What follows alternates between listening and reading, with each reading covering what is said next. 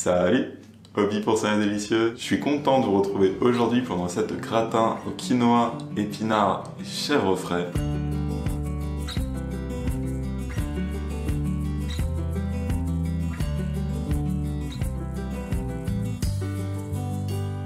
Ah les amis, ça fait plaisir. Aujourd'hui, on va préparer une recette healthy avec du quinoa et des épinards. C'est super parfumé, trop bon à une condition. Il faut bien préparer le quinoa. Je vous explique tout dans la vidéo, pas de souci. Sur ce, j'enfile mon plus beau tablier et je vous retrouve derrière les fourneaux. Heureux les amis, alors c'est parti pour la recette. Première étape très importante, c'est de bien préparer notre quinoa. Pour ça, il vous faudra 200 g de quinoa. Moi, ici, j'utilise du quinoa blanc, c'est celui que je préfère. Maintenant, vous pouvez utiliser le quinoa que vous voulez. Et pour obtenir un bon quinoa, très important, il vous faut une passoire suffisamment fine ou même dans un tamis, hein, ça marche très bien. Le tout, c'est que ça puisse retenir les grains.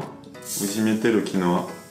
Donc voilà, l'intérêt d'avoir une passoire fine, c'est tout simplement que les grains ne tombent pas, vous l'aurez compris. Et le quinoa, on va le rincer sous l'eau claire une bonne minute en le frottant légèrement. Ça permettra de se débarrasser de ce qu'on appelle la saponine, qui est une substance naturelle qui donne en fait un goût amer au quinoa. Mais en le rinçant et en le frottant sous l'eau claire, vous vous en débarrassez, donc ça rend le quinoa meilleur.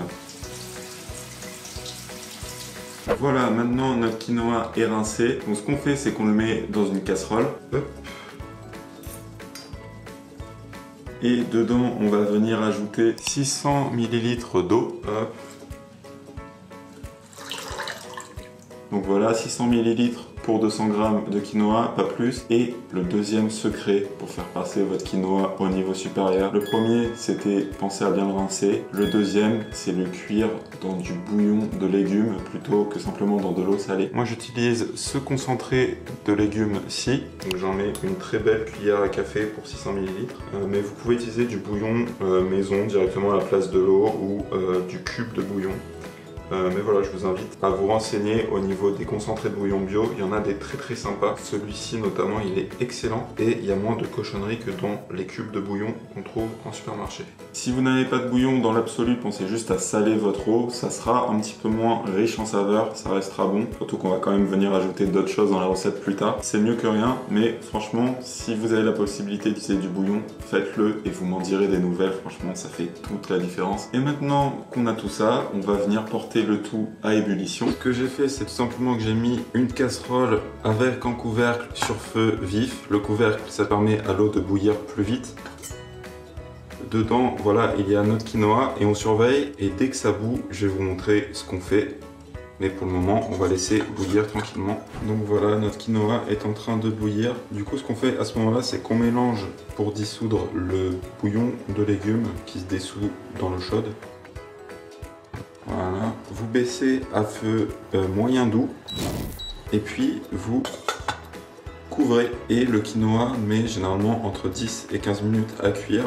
Donc là, je vais mettre un minuteur sur 10 minutes, juste histoire d'avoir une référence, mais je vais vous apprendre dans cette vidéo à le surveiller un petit peu à l'œil parce que vous allez voir en fait pendant qu'on le cuit, on va préparer le reste de notre recette en référence, mais je vous montrerai plus tard comment voir quand votre quinoa est cuit. Donc le quinoa est en train de cuire ici. Ce qu'on fait pendant ce temps, c'est qu'on prend une poêle et voilà, on la fait chauffer à feu moyen comme ceci avec un filet d'huile d'olive.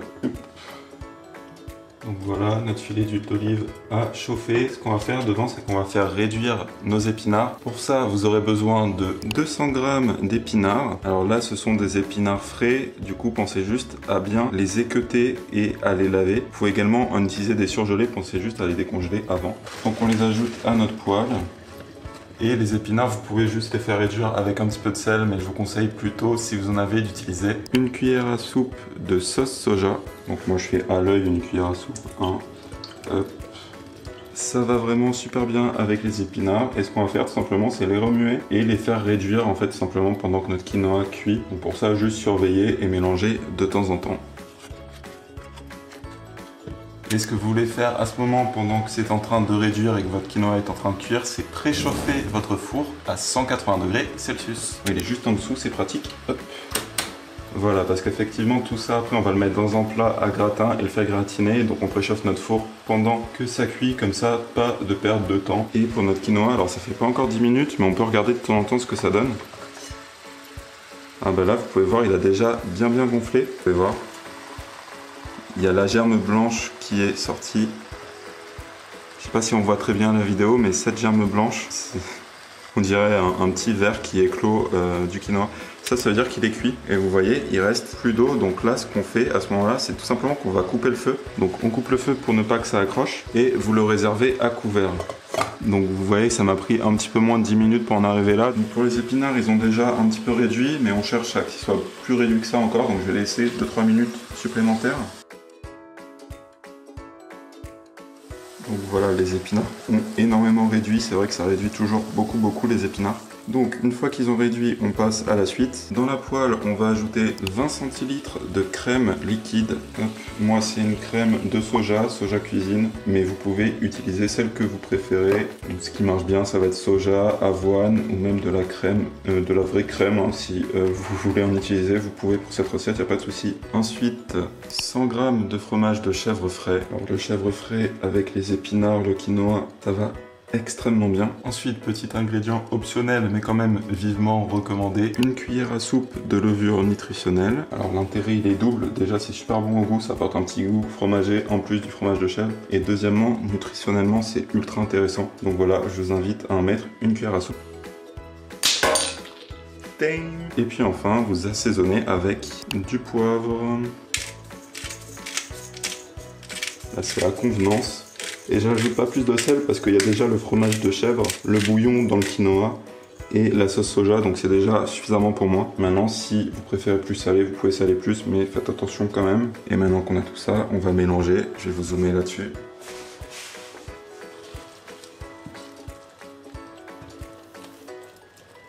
Puis maintenant qu'on a ça dedans, on va tout simplement ajouter notre quinoa qui est cuit.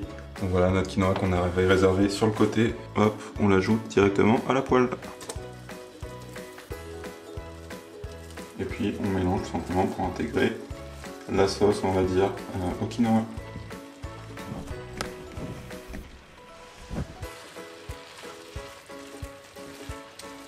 Tadam! Et voilà, donc une fois que vous avez ça, en soi, si vous avez la flemme de le faire gratiner, je pense que vous pouvez le servir comme ça, tout simplement, ça vous donnera une sorte de poêlée crémeuse quoi, aux épinards et au quinoa, ça peut être sympa aussi. Maintenant, si vous voulez aller jusqu'au bout de la recette et le gratiner, c'est super simple. Vous aurez juste besoin d'un plat allant au four, un plat à gratin, voilà, comme ceci. Vous le prenez, vous y versez tout simplement la préparation. Hop, on essaye d'égaliser un petit peu le tout. Et soit vous l'enfournez directement comme ça, soit plutôt ce que je vous invite à faire, c'est rajouter 2 petits éléments par-dessus qui vont vraiment le sublimer, si vous voyez ce que je veux dire. Premièrement, vous prenez un petit peu de chèvre frais qui vous restera sûrement de cette recette et vous en émiettez un petit peu par-dessus.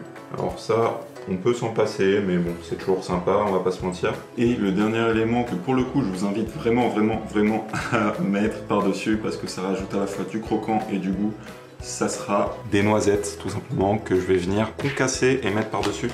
C'est vrai que noisettes et quinoa slash épinards, ça va mais tellement bien ensemble. Parce qu'en plus, comme vous les gratinez au four, en fait, ce que ça va faire, c'est que ça va torréfier les noisettes. Donc ça libère vraiment encore plus leur saveur. C'est vraiment excellent. Voilà. Et on va tout simplement parsemer le gratin de noisettes. Et voilà notre beau gratin. Et du coup, notre gratin, il part au four pour 25 minutes de cuisson. Je vous retrouve une fois qu'il est cuit.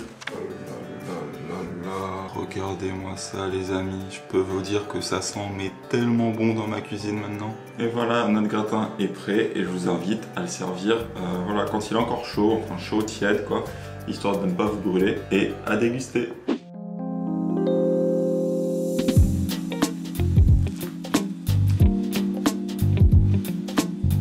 Les amis, alors c'est parti pour la dégustation. Le gratin est là et je peux vous dire mais que ça sent mais tellement bon. Ensuite découper une part, donc on va attaquer ça, à tout prendre, noisettes, chèvre, épinards.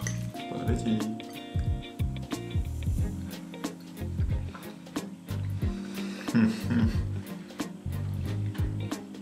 C'est une tuerie ce truc. Vraiment super bon. En fait, tout va trop bien ensemble, quoi. Les amis, si vous voulez soutenir la chaîne C'est un délicieux et débloquer des recettes exclusives, je vous invite à vous rendre sur mon Patreon. Là-bas, vous pourrez devenir contributeur tout simplement de cette chaîne et ainsi débloquer du contenu exclusif pour vous remercier. C'est grâce à ces contributeurs que la chaîne pourra continuer à vivre. Alors vraiment, merci à tous ceux qui soutiendront financièrement la chaîne et mon travail sur internet. Si la vidéo vous a plu, je vous invite à lui laisser un pouce en l'air. Comme d'habitude, ça fait super plaisir. Vous pouvez vous abonner à cette chaîne si ce n'est pas encore fait pour ne pas manquer les prochaines recettes. Sur ce, moi je vous dis à la prochaine. D'ici là, prenez soin de vous et je vous fais des bisous.